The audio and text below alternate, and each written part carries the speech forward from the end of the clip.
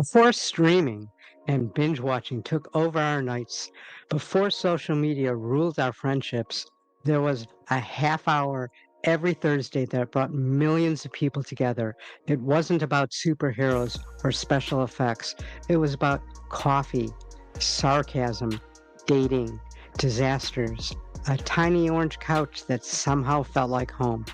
The world called it Friends, and it didn't just become a TV show, it became a cultural language. Could we be any more nostalgic? Today we're going back to 1994 when six unknown actors met on a soundstage in Burbank and created Television Lightning.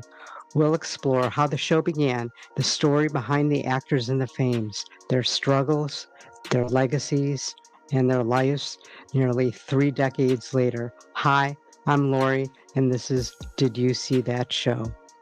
Back in the early 1990s, television was already a giant.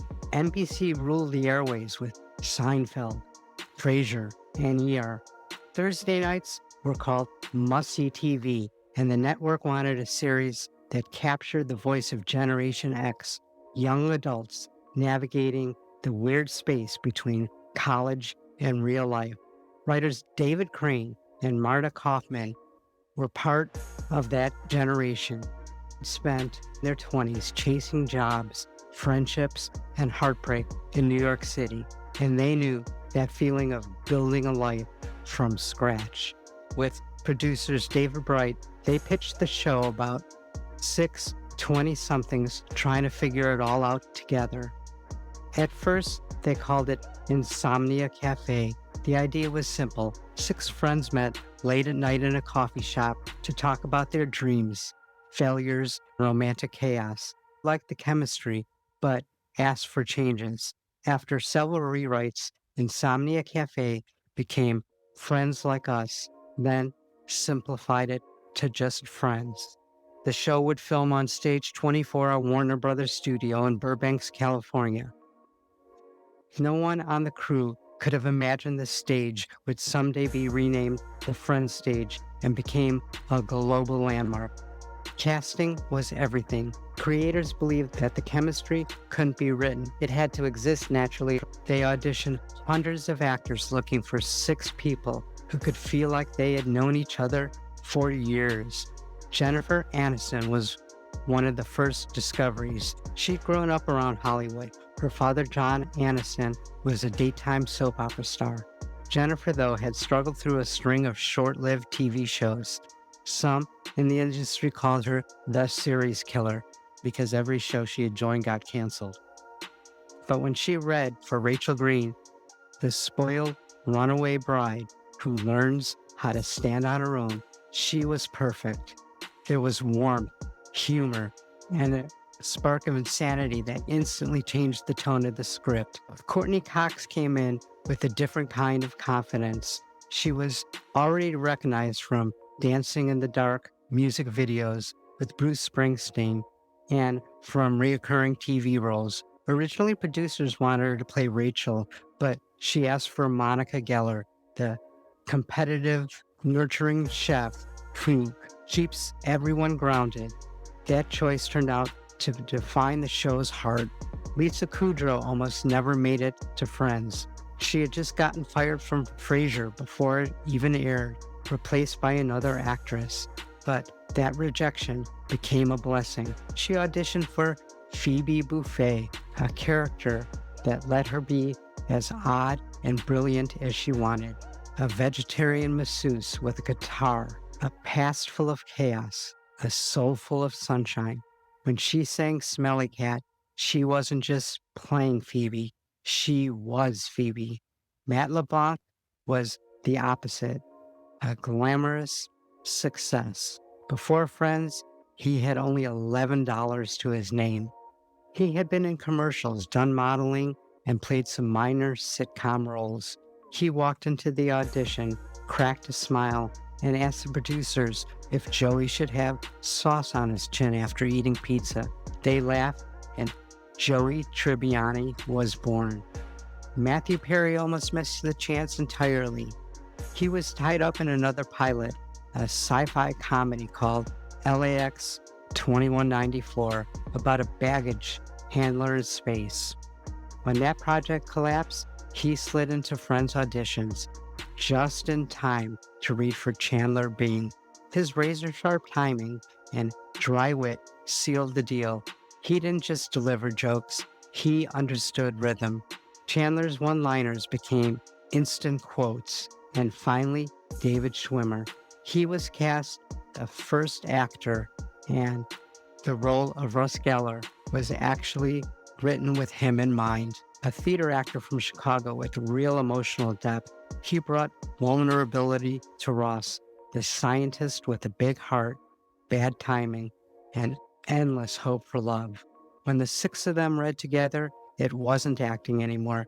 It felt like friendship. NBC executives knew immediately that they had found something rare. Friends premiered on September 22nd, 1994. Pilot episode, the one where Monica gets a roommate, introduced a group of people who felt both ordinary and extraordinary all at the same time. They weren't rich or famous or superheroes. They were just us. Viewers connected instantly. By the end of the first season, Friends averaged nearly 20 million viewers per episode. The laughter sounded familiar, the friendships felt real, and the writing was sharper than most sitcoms of its time. Central Perk, the cozy coffee shop with the orange couch, became as iconic as the characters themselves. Coffee culture exploded right alongside the show. People started hanging out in cafes instead of bars. It wasn't just a set, it was a lifestyle. Fashion followed. Rachel Green's layered haircut, known simply as the Rachel, became the most requested style in salons around the world. Monica's clean sweaters, Phoebe's bohemian dress, and even Chandler's sweater vest turned into trends. The show's humor came from chemistry. There was no lead, no sidekick. Every character had moments of brilliance and heart. The writing team called it shared spotlight. It was friendship and balance, something the audience could feel. By season 2, the phenomena had begun. Magazine covers, talk shows, global recognition. The cast went from scraping by to world-class fame overnight. Matthew Perry. His story became cautionary and inspirational. When his final memoir came out in 2022, it was raw, unfiltered, and heartbreakingly honest. He wrote about the loneliness of success, the nights he nearly died, and the moments his castmates pulled him back to life. Readers saw the man behind Chandler, the comedian who wanted everyone else to feel okay even when he didn't. When he passed away in 2023, tributes filled social media. Fans left flowers outside of Warner Brothers and Central Perk pop-ups around the world. The 5 remaining cast members released a joint statement that simply said they were more than castmates, they were family. The writing kept pace with that energy. Episodes like the one with the blackout and the one where Ross finds out blended fast jokes and genuine emotion. Audience saw characters who failed, cried, laughed, and kept showing up for one another. They weren't perfect. That was the point. Behind the scene, the 6 actors were forming the same kind of bond off camera. They ate lunch together before tapings, rehearsed as a group, learned to read each other's own rhythms. The closeness showed on screen. Viewers could feel that they really liked each other.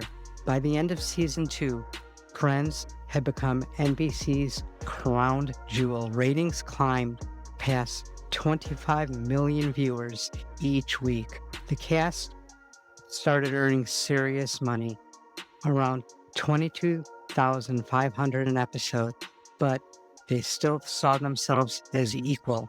David Schwimmer, who had been casted first, insisted that all 6 would negotiate together for future seasons.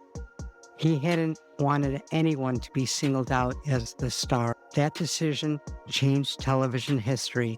When season 3 negotiations began, the group stood united. They told Warner Brothers that they would only sign if each and every one of them received the same pay. The studio eventually agreed. By season 4, their salaries jumped to $75,000 per episode. By season 7, it was $750,000 per episode. And by the final season, they had each earned an unheard of figure of $1 million per episode. That solidarity became part of Friends legend. 6 people who trusted each other enough to rise up together. In later interviews, Jennifer Aniston said, "We were like family. If one of us succeeded, we all did." The episodes themselves became cultural markers. The one with the prom video gave audiences one of the sweetest romantic payoffs in TV history, watching Ross waiting in the wings to take Rachel to the prom.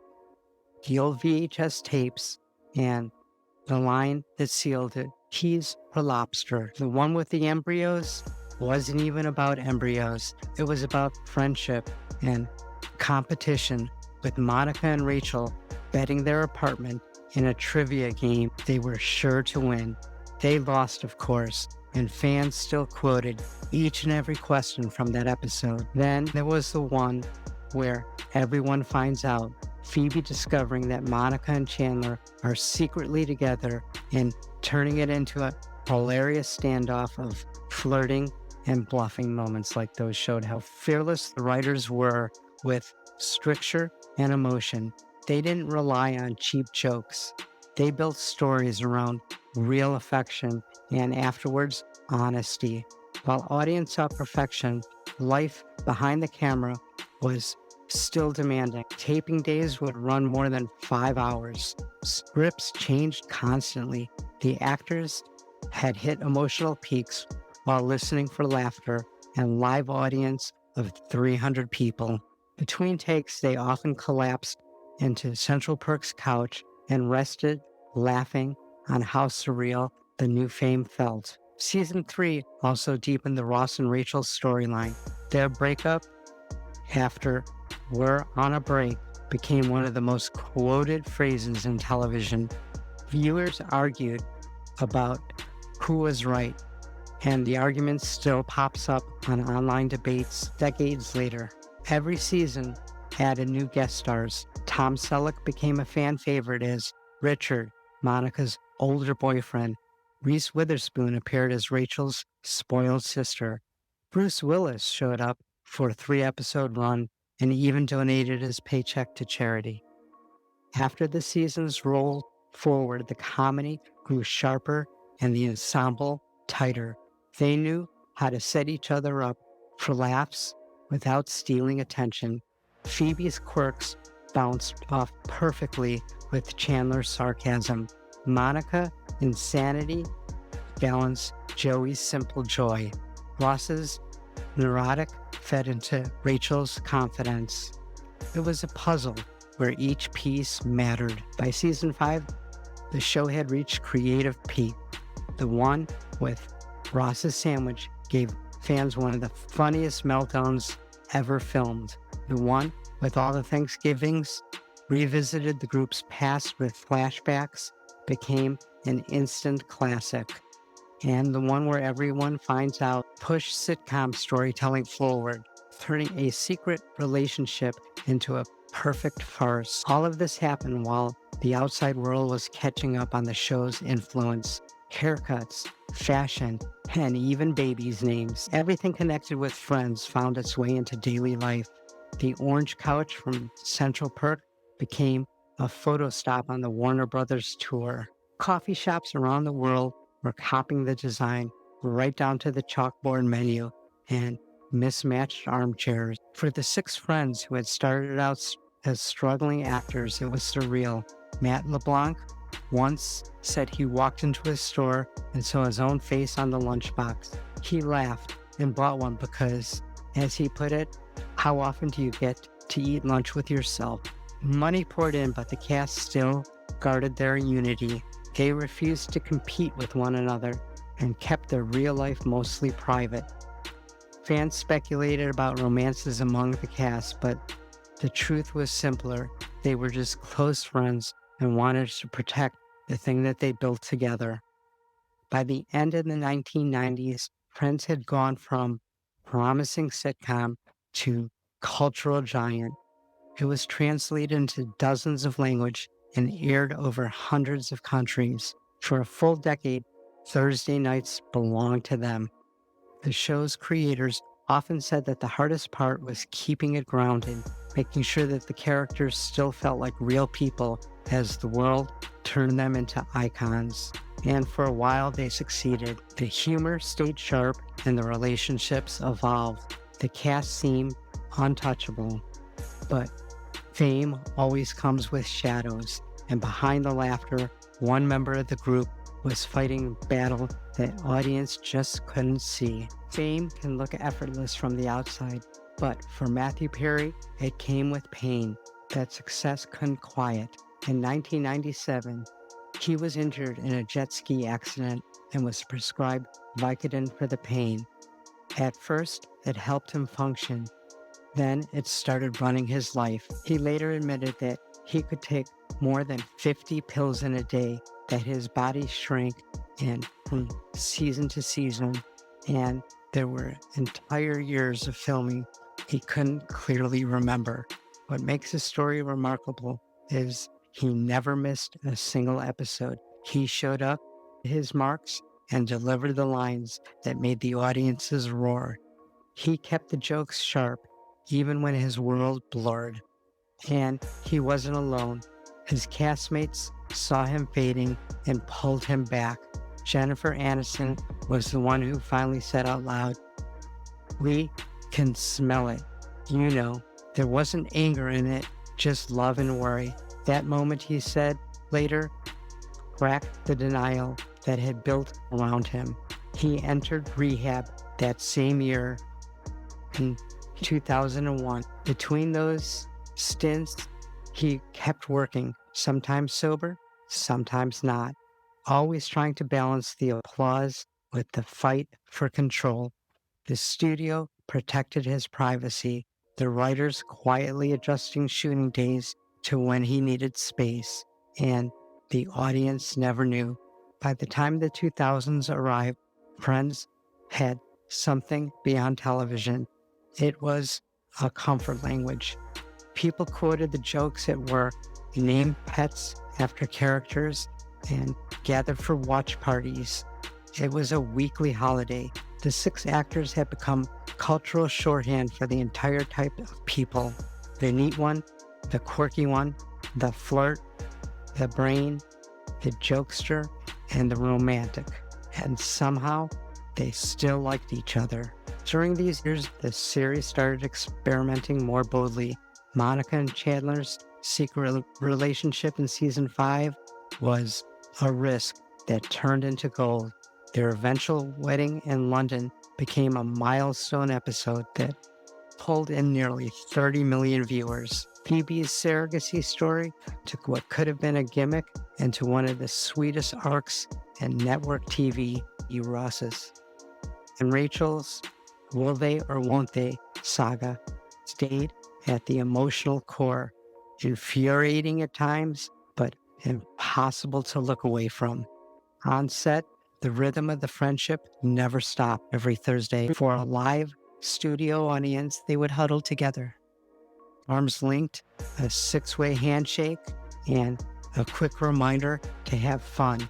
It wasn't for the show, it was for this. Outside of the studio, life kept shifting.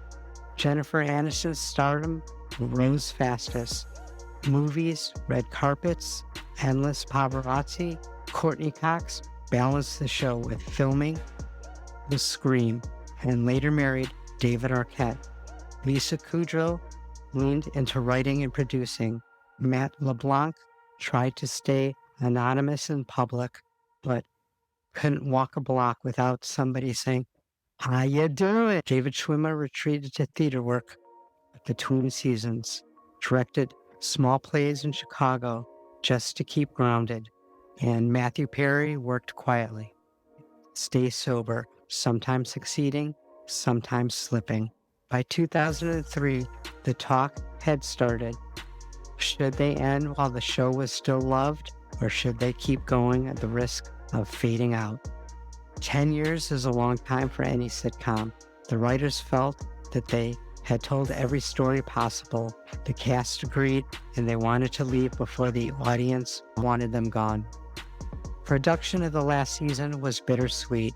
Every scene felt like a goodbye disguised as a comedy. The finale, simply titled The Last One, aired on May 6, 2004. More than 50 million people watched as the six placed their apartment keys on the counter and walked out of Monica's purple doorway for the last time. When the director called cut, the audience stood and cried. So did the cast. That moment wasn't acting anymore. It was six people closing a chapter that had forever changed their lives. After the finale, the world wanted to know, what now? Could any of them move beyond those roles that they had defined for more than a decade?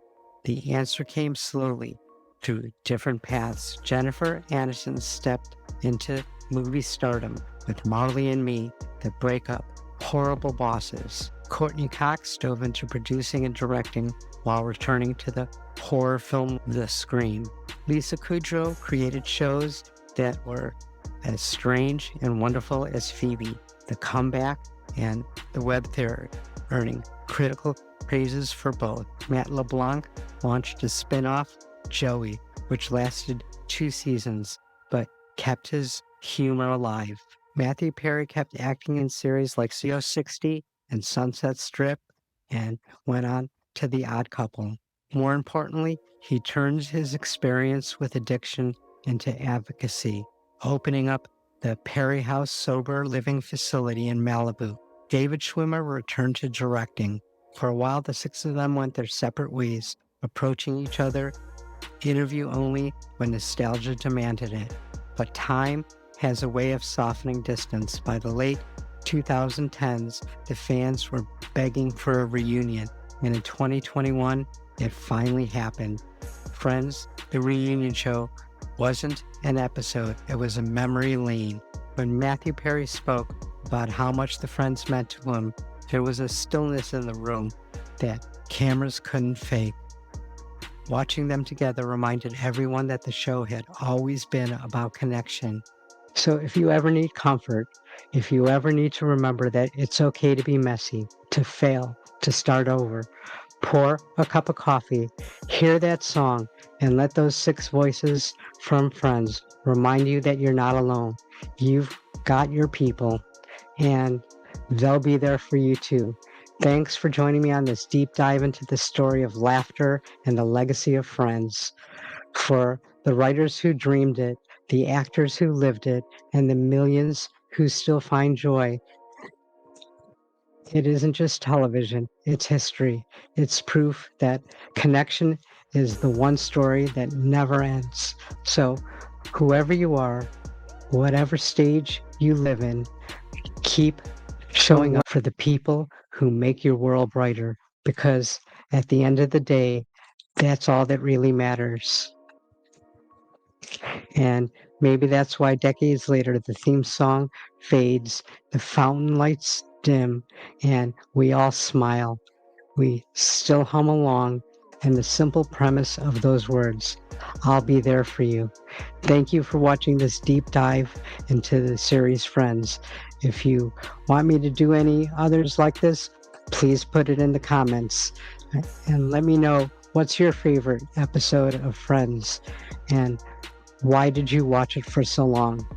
Thank you.